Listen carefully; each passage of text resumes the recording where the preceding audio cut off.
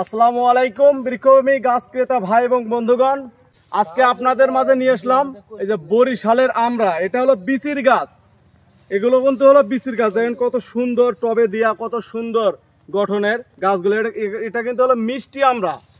যিনারা এরকম কোয়ালিটির গাছগুলো ক্রয় করবেন তিনারা আমাদের স্ক্রিনে দেওয়া নাম্বারে যোগাযোগ করবেন। এগুলো কিন্তু আমাদের মাছ থেকে 200 পিস গাছ অর্ডার করছেন এক ভাই।